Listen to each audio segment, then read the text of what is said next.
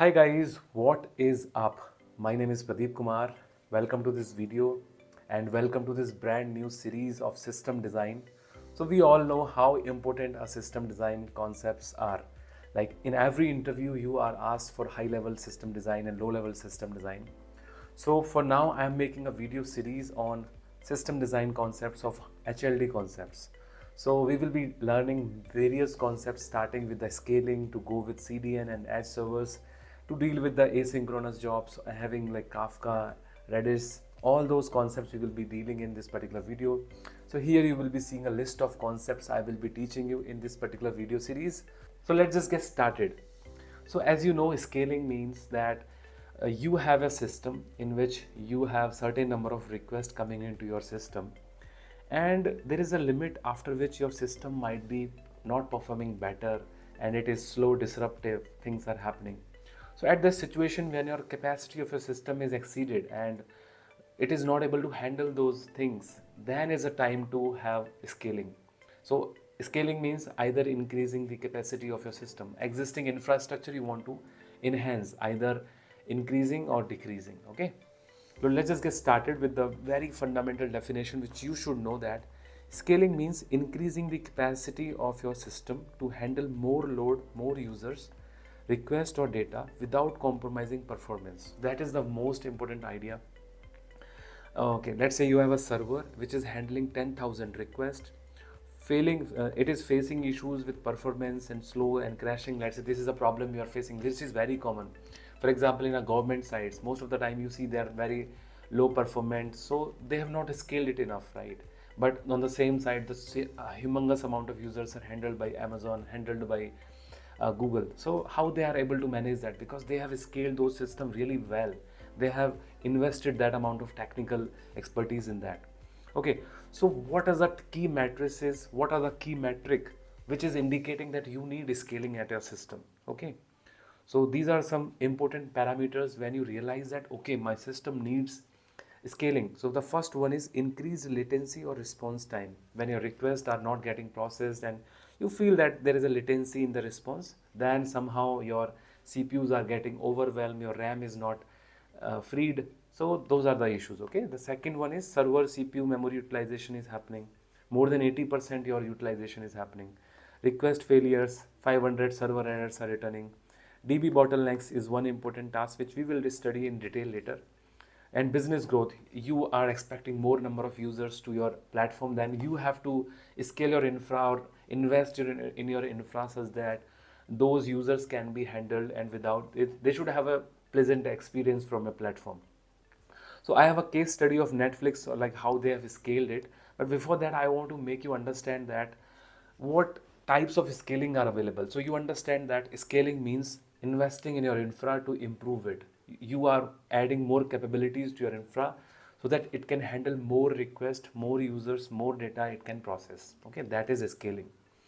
Now there are two types of scaling which you need to understand. First is the vertical scaling. So there is a possibility that let's say you have a server which is of let's say some if you are from AWS background, you must be knowing that EC2 instance is a machine which we take for deploying our creating our servers, web servers. Okay, let's say you have some machine which you already have placed. Let's say this machine is having some configuration. Let's say you have low end configuration. For example, the CPU for this particular machine is, let's say, the RAM is, let's say, 16 GB of RAM, and let's say 4 CPUs are there or 8 core CPUs are there.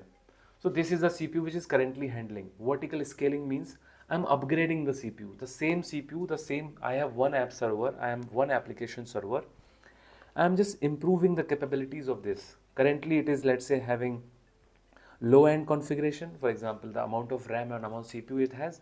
I am just upgrading it to high end configuration. Okay, the same application, you have one application server. On this application server your entire logic is there. You are scaling it up. How? By having a more powerful machine. Okay, same powerful machine that will be hosted the same application.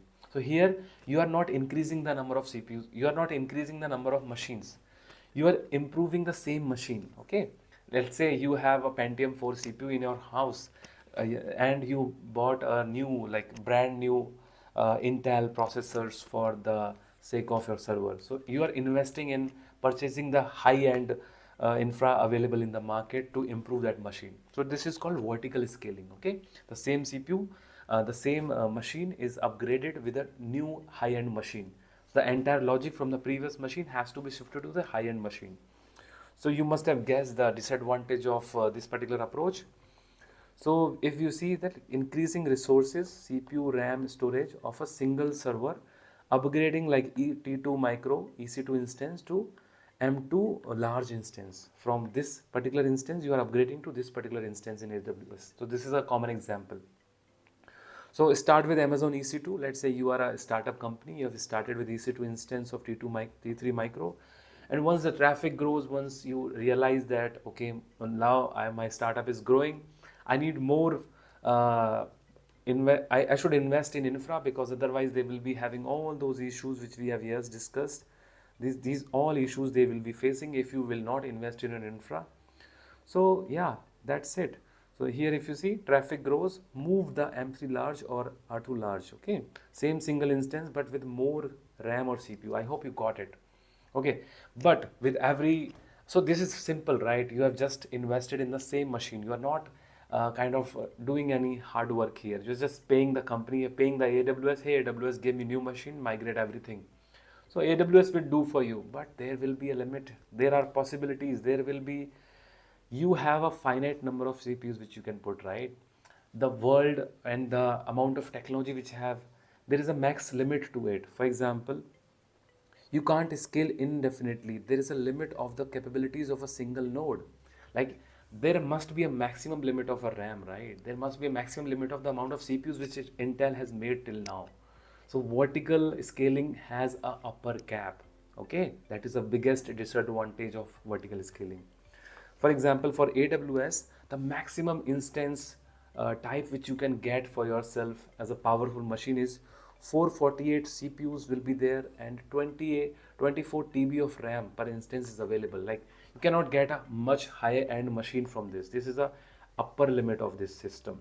Okay, so if you strict with vertical scaling, you will end up in having your entire infra limited to this 24 TB of RAM and 448 virtual CPUs. So that is your entire capacity of your particular business.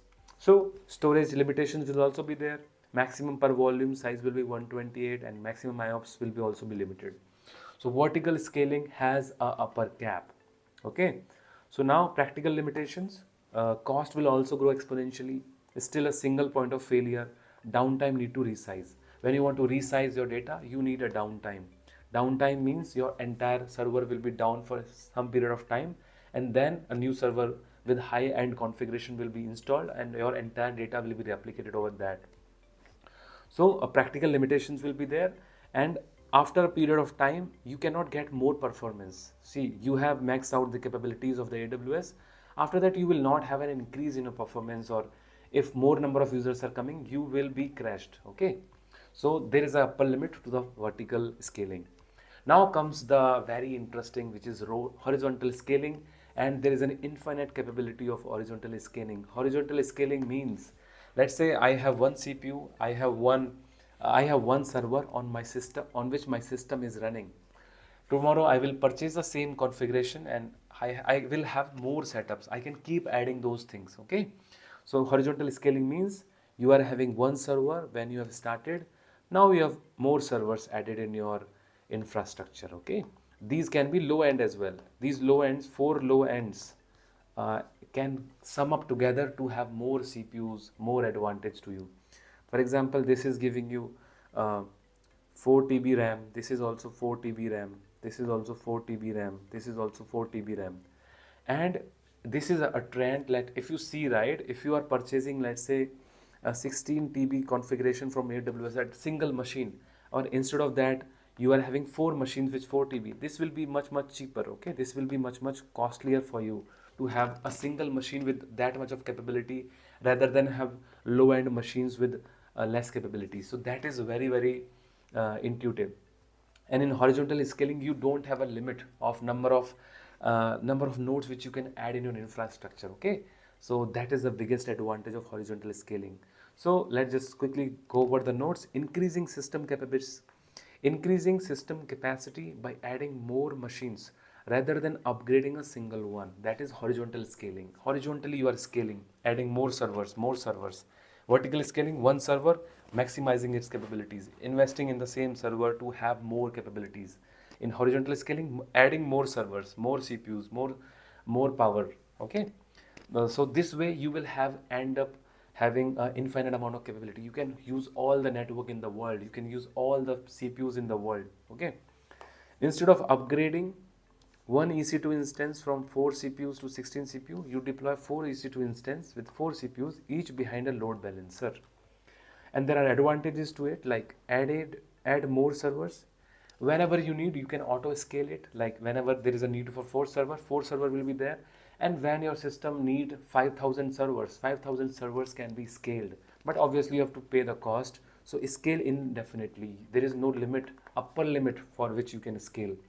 So any big company, if you see, they have to have horizontal scaling concepts in their infrastructure. So no, add more servers, no downtime. There will be no downtime. New servers can be added and removed dynamically. They can be there. So your application will be running on at least one node. Okay, you can have multiple nodes on which your application is running. So this is very important. No single point of failure. There is no single point of failure. In vertical scaling, when you are upgrading your system, you have to have it down for some time. After that only you will be upgrading that particular to different. So there is a downtime will be there. But in horizontal scaling concepts, infrastructure, you will not be having a single point of failure. Okay, elasticity is there. You can scale up, scale down based on a demand. For example, let's say you have purchased a very high-end CPU. Okay, let's say you have starting up. So you have purchased a very high-end CPU, but your startup is not doing well.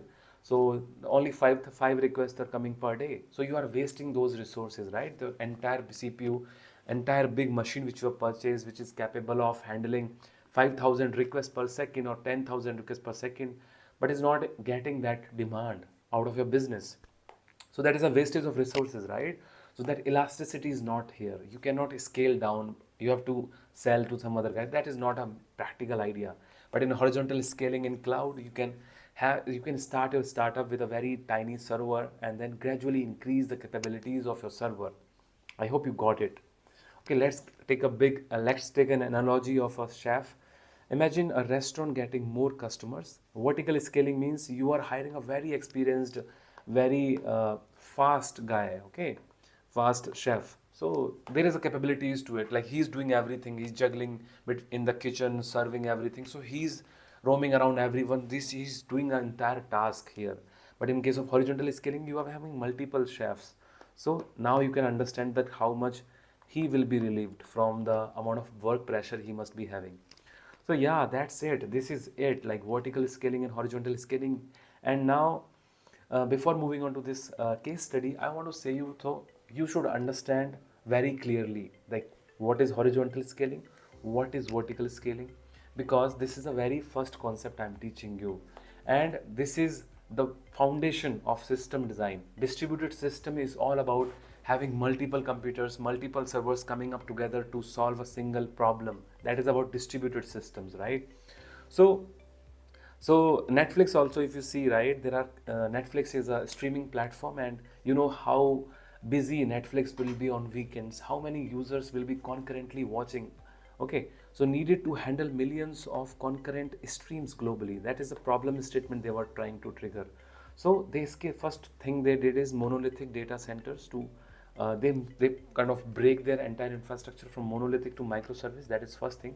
They shifted to AWS cloud. Earlier they were hosting entire data on their server itself, but they moved to AWS cloud.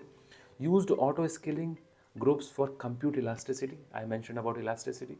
Eureka for service discovery, CDN Open Connect for regional caching, and result 99.99% uptime. This is huge, right?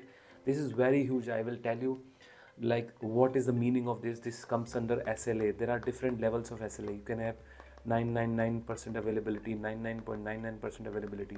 So this availability is the most important part. Recently AWS outage is there, so they must have a big penalty to pay to these companies for which they are not able to provide the availability. But that part, all these things we will be discussing in this particular videos. So stay tuned, subscribe to my channel, like this video, comment about your favorite part of system design and how you prepare for system design interviews. I'll see you in the next video. Do tell me if you like this way of my teaching, and let me know which topics you want. I have a detailed plan which I will be following, but I will be very happy to add your topics as well. See you in the next video. Bye bye, take care, namaskar.